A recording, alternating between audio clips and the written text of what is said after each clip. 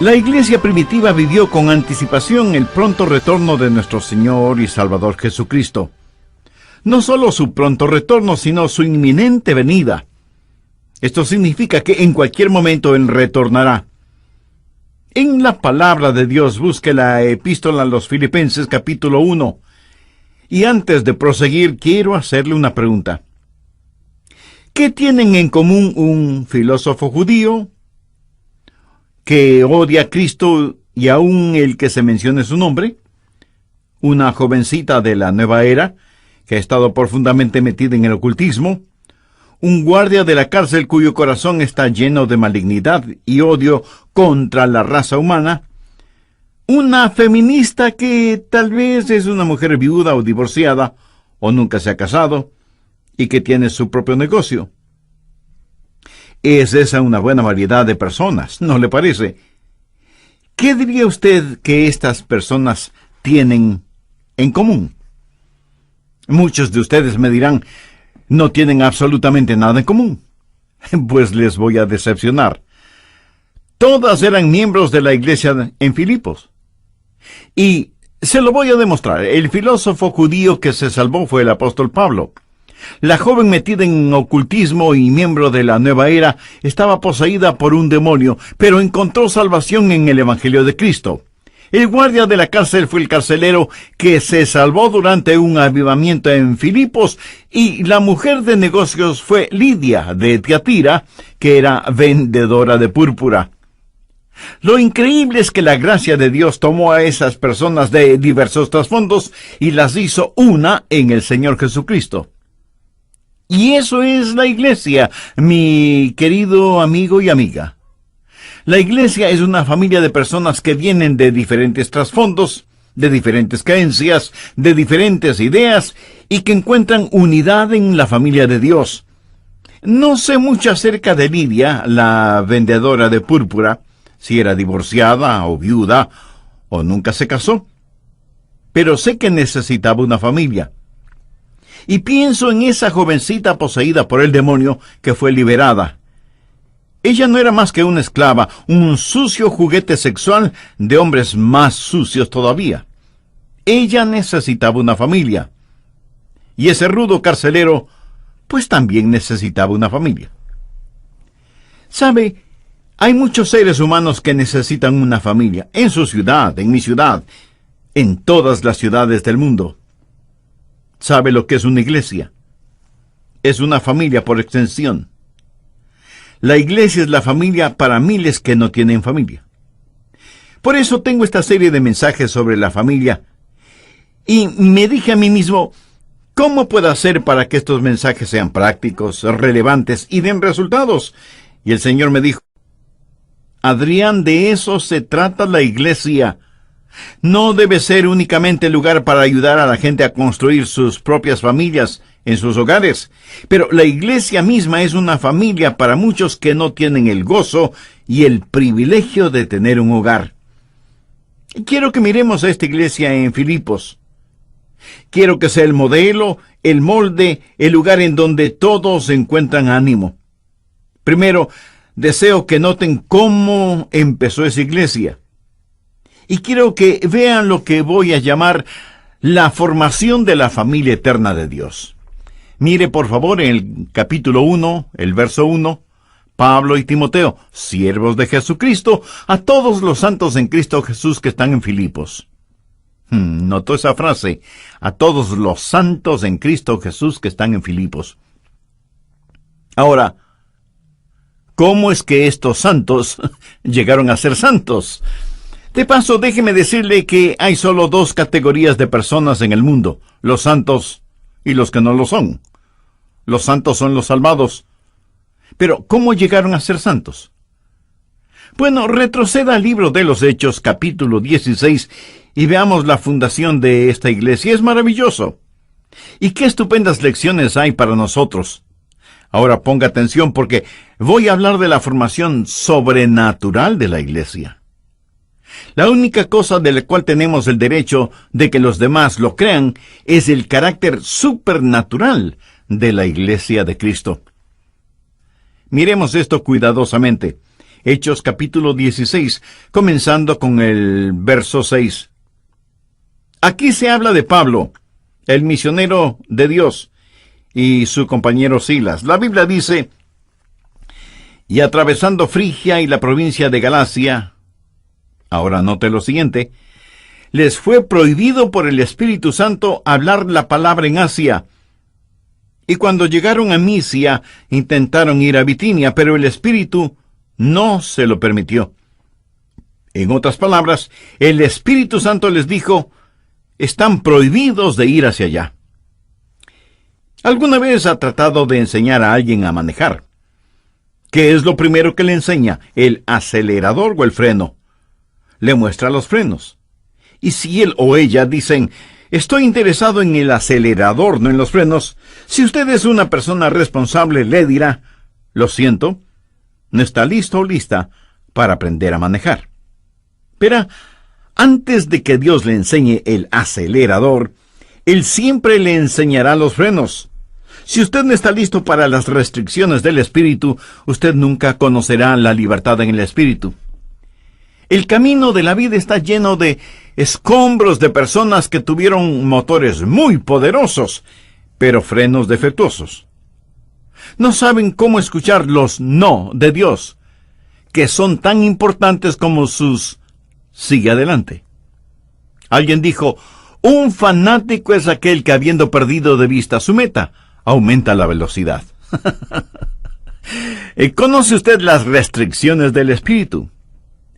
¿Puede Dios decirle no y que usted escuche? Bueno, mi amigo, usted no puede escoger el lugar donde quiere servir a Dios. Así que en primer lugar está la restricción del Espíritu y luego tenemos la libertad en el Espíritu. Miremos Hechos 16, versos 9 y 10. Y se le mostró a Pablo una visión de noche.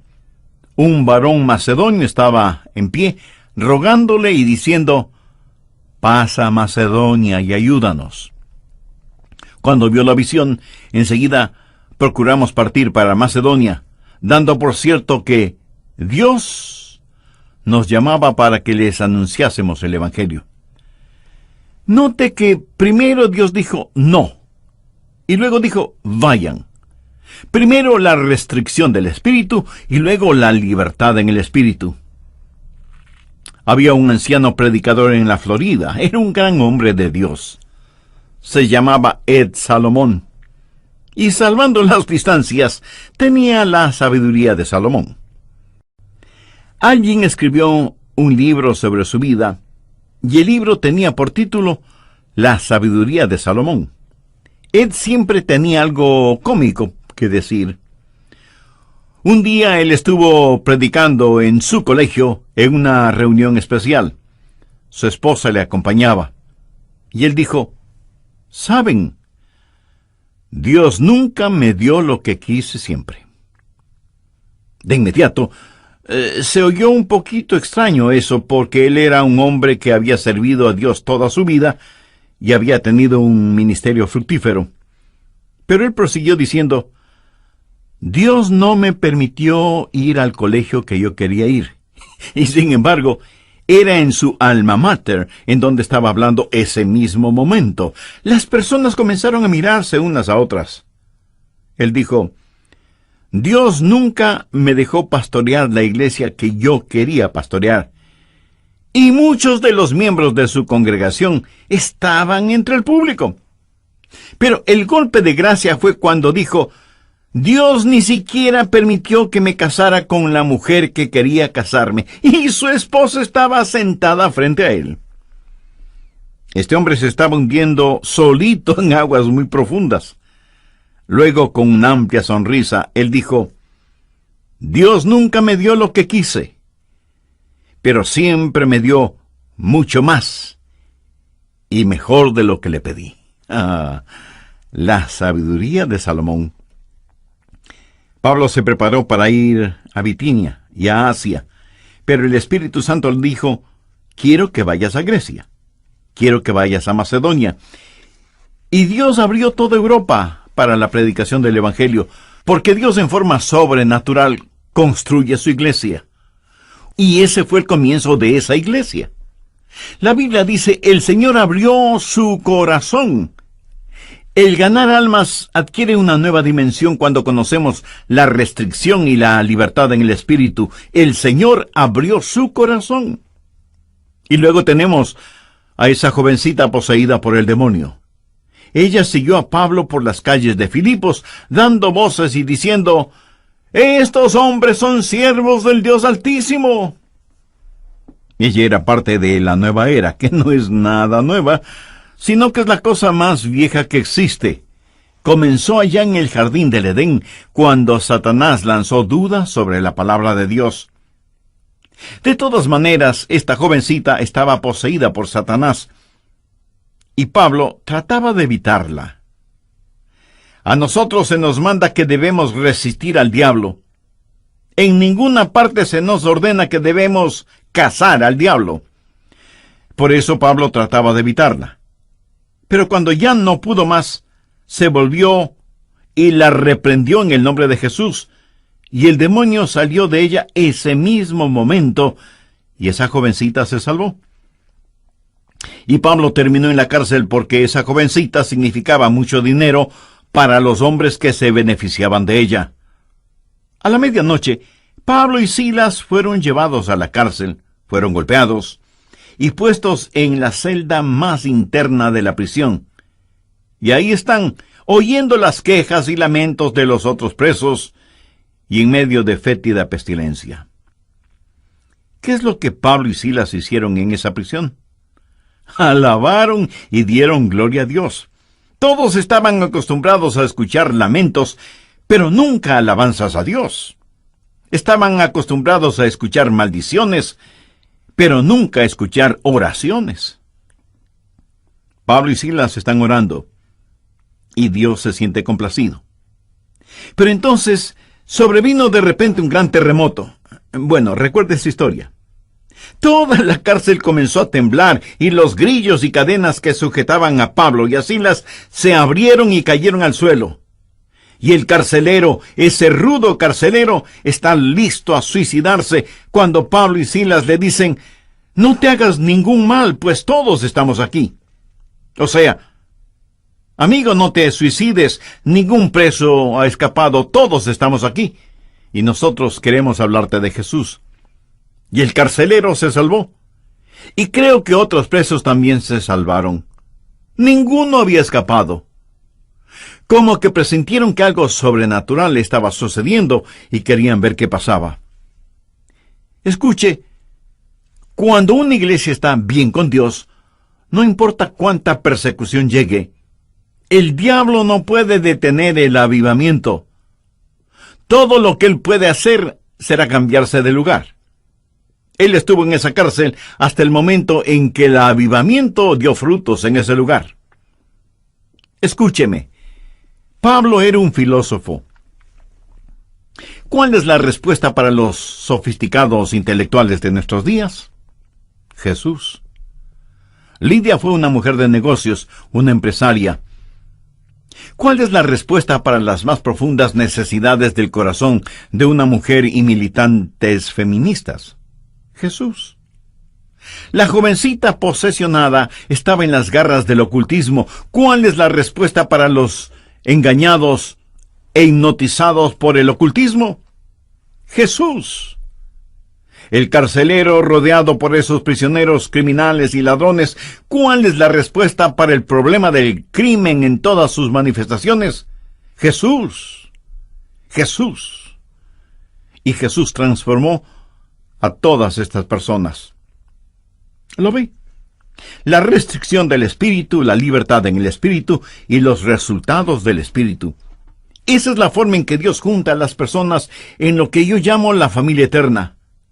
Ahora quiero que vea no solo la sobrenatural formación de la familia eterna de Dios, sino que quiero que vea en segundo lugar el dulce compañerismo de la familia eterna de Dios.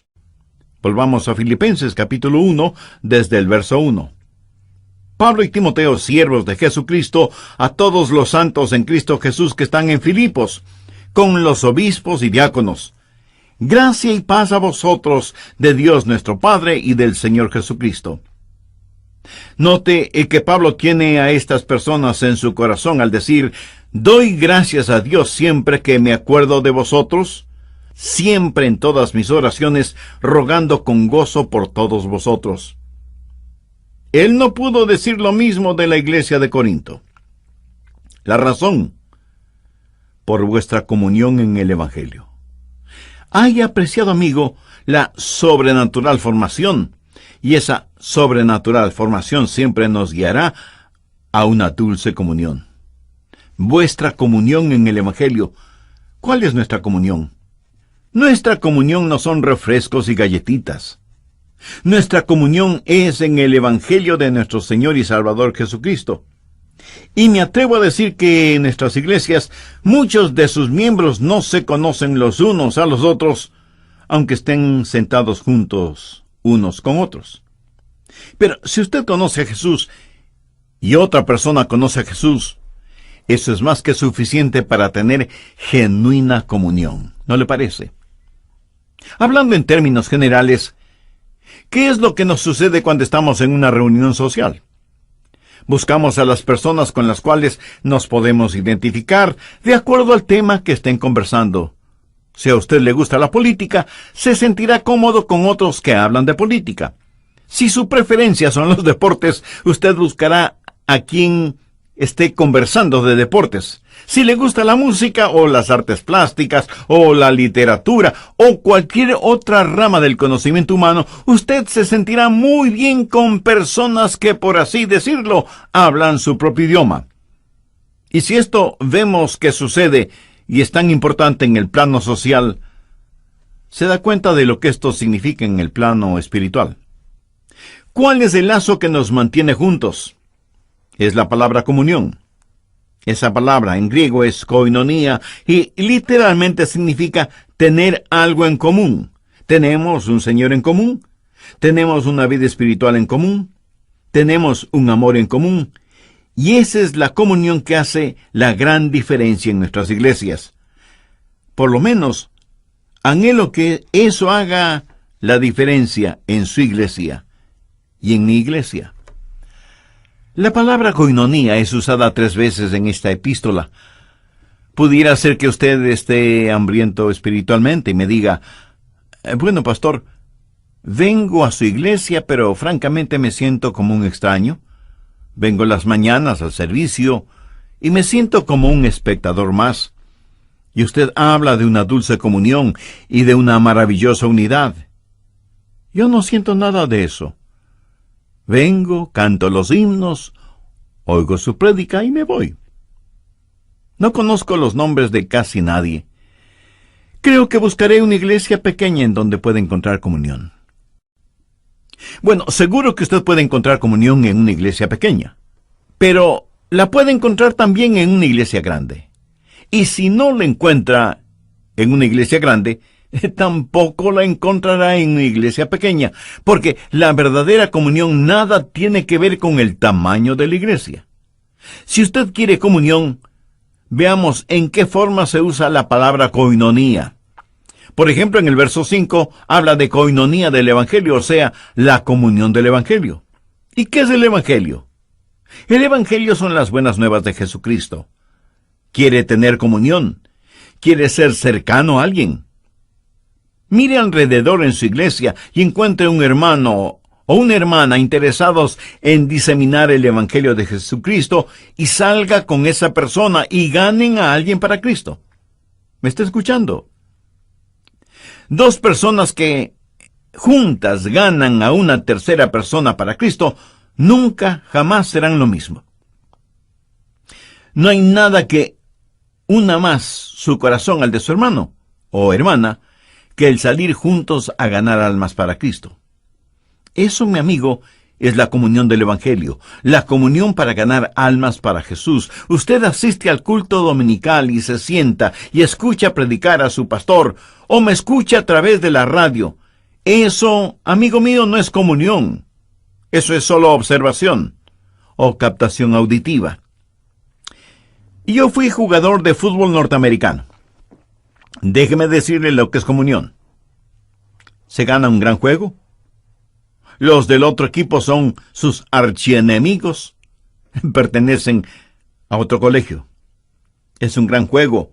Los graderíos están llenos y comienza el partido. Los jugadores corren de un lado para otro, van y vienen. Finalmente su equipo gana. Su papá y su mamá, de hecho toda su familia y todos sus amigos están ahí. Y hay una euforia cuando usted y los demás gritan: ¡Ganamos! ¡Ganamos! Y el entrenador está ahí abrazando a todo el mundo. Y cuando salen, ven a los integrantes del otro equipo, cabizbajos y tristes, regresando a sus hogares. Usted y los suyos, en cambio, parece que solo supieran una sola palabra: ¡ganamos! ¡Ganamos! Ahora déjeme decirle algo. Cuando usted va a los camerinos del equipo ganador, aunque los jugadores estén súper cansados y adoloridos y hasta golpeados, encontrará zapatos y camisetas y toallas y musleras por todo lado. Y unos se abrazan y otros ríen. Otros hasta lloran de contento. Y todos dicen: lo pudimos hacer, logramos ganar. Eso, mi amigo, es comunión. Cuando han estado en la batalla juntos, también en la trinchera estarán juntos. Cuando tenemos comunión, todos los que han trabajado arduamente para hacer llegar el Evangelio a otros, como que se vuelven uno en el Señor Jesucristo. Déjeme mostrarle algo. Busque Filipenses capítulo 2, verso 1. Por tanto, si hay alguna consolación en Cristo, si algún consuelo de amor, si alguna comunión del Espíritu. Ahí está la palabra otra vez. No solo coinonía del Evangelio, sino coinonía del Espíritu. Si usted dice que se siente como un extraño y que no siente una cálida comunión, le diré cómo obtenerla. Trate de tener coinonía del Espíritu. Tenga un socio para orar. Estudie con esa persona la palabra de Dios, sea parte activa de la escuela dominical y escoja un par de personas de su clase para orar con ellas. Deje que el Espíritu de Dios los ponga en el crisol de su comunión. Algunas iglesias están amarradas juntas, otras están enmoheciéndose juntas y otras están congelándose juntas. Necesitan ser derretidas por el Santo Espíritu. Esa es la coinonía del Espíritu. Y déjeme decirle algo más. Dos personas que oran juntas nunca jamás serán las mismas. Hay algo acerca de esa clase de intimidad espiritual, se lo garantizo. Y si usted cree que esto no es verdad, es porque seguramente no tiene un compañero o compañera de oración. Cuando se pone de rodillas con alguien más y se ponen a orar, usted descubrirá que hay algo llamado coinonía del Espíritu. Ahora mire en Filipenses 3, verso 10. Pablo dice: a fin de conocerle y el poder de su resurrección y la participación de sus padecimientos. Comunión para ganar almas, comunión en la oración, y ahora comunión en los sufrimientos, la comunión en sus sufrimientos. Y si usted dice que no tiene amigos y que no es parte de la iglesia, le diré qué hacer. Encuentre a alguien que esté sufriendo y sufra con esa persona. Su pueblo o su ciudad o su iglesia seguramente están llenos con gente que sufre. Gente que necesita que alguien les ame. Alguien que ponga sus brazos alrededor de sus hombros. Pablo dice: quiere conocer la comunión de los sufrimientos de Cristo. Bueno, ¿cómo puede usted hacer eso? Jesús está en el cielo, pero él dijo: en tanto lo hiciste a uno de estos pequeños, mis hermanos, a mí lo hiciste. Dos personas que ganan a otra para el Señor nunca serán lo mismo. Y dos personas que lloran juntas nunca serán lo mismo. La coinonía del sufrimiento. Mi amigo, la iglesia no es un club, es una iglesia. Y somos un cuerpo en Cristo. Así que deje de ser únicamente espectador, actívese. Haga algo que tenga resultados eternos para usted y para los demás. Deje de ser solo un espectador, vuélvase activista. Hay algo más que deseo decir. En esta historia no solo vemos la sobrenatural formación de la iglesia y su dulce comunión, pero también vemos el seguro futuro de la iglesia. Veamos nuevamente Filipenses 1:6.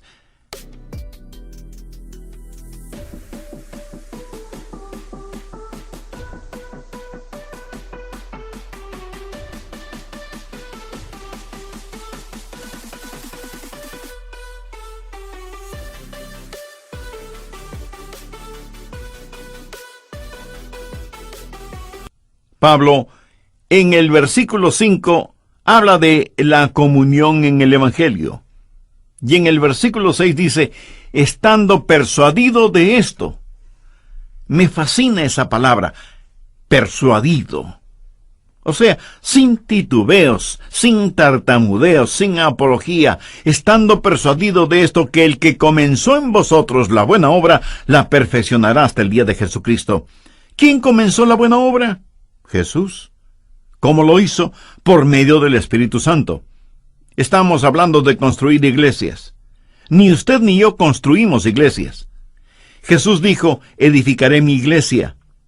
Él jamás le dijo a Pedro o a Pablo o a ninguno de los otros discípulos, ni a nosotros hoy en día, ustedes van a edificar mi iglesia. Él tampoco dijo, edificaré sus iglesias. Él dijo, edificaré mi iglesia. Y lo que Pablo está diciendo aquí es, toda vez que Él la comenzó, Él terminará su edificación. ¿Y acaso eso no es verdad? Y no estoy hablando de edificios físicos. Mi amigo, uno de estos días los edificios de las iglesias no serán más que polvo y escombros, se lo aseguro. El edificio no es la iglesia. Es el lugar en donde se reúne la iglesia. Jesús es el edificador de la iglesia y por lo tanto hay un futuro seguro. Escuche, ¿cómo se salvó usted? ¿Cree usted que fue su idea el ser salvo? De ninguna manera. La Biblia dice que no hay ni un solo ser humano que busque a Dios. Y también dejen claro que le amamos porque Él nos amó primero. Él nos escogió. Fuimos escogidos por el Espíritu, quien puso la convicción de nuestro pecado, y fuimos convertidos por el Espíritu, y uno de estos días seremos completados en el Espíritu.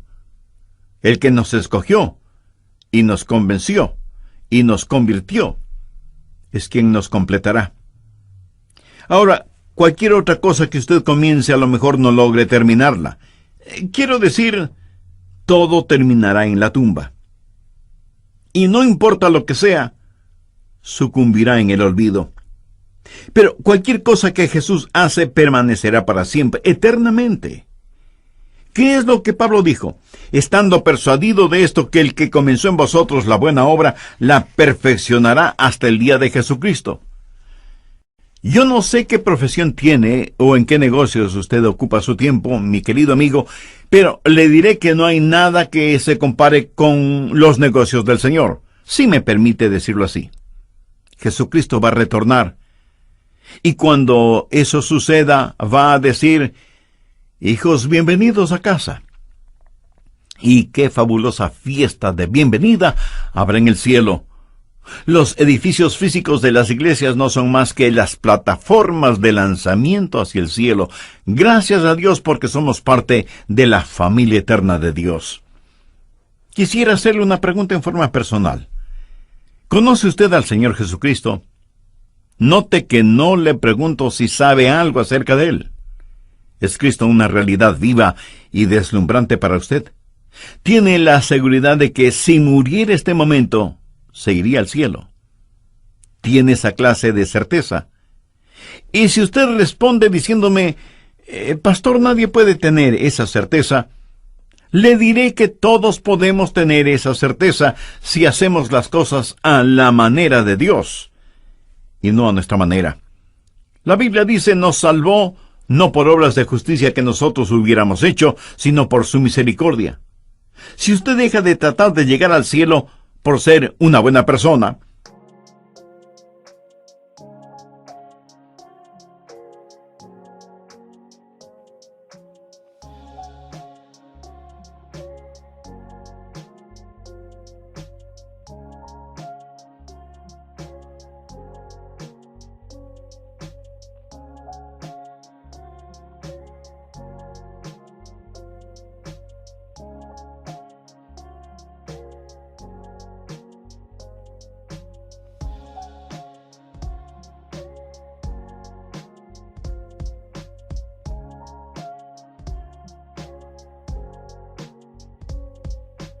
Y se da cuenta que todos pecaron y están destituidos de la gloria de Dios, y busca la misericordia de Dios y dice: Señor Jesús, soy un pecador, estoy perdido y necesito ser salvo, y confío en ti para que me salves.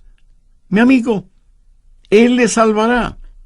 El mismo Jesús que salvó al apóstol Pablo, que salvó a Lidia, que salvó a la jovencita hundida en el ocultismo, el mismo Jesús que salvó al rudo carcelero, es el mismo Jesús que le salvará a usted, si usted se lo pide y confía en